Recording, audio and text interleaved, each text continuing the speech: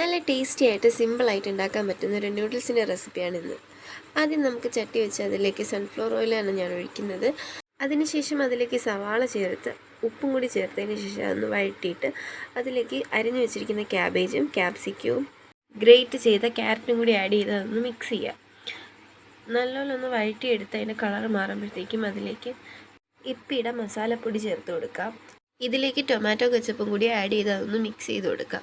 അതിനുശേഷം ഞാൻ 3 കപ്പ് വെള്ളമാണ് ഒഴിച്ചിരിക്കുന്നത്. ഞാൻ 4 ഇപ്പി നൂഡിൽസ് എടുക്കുന്നുണ്ട്.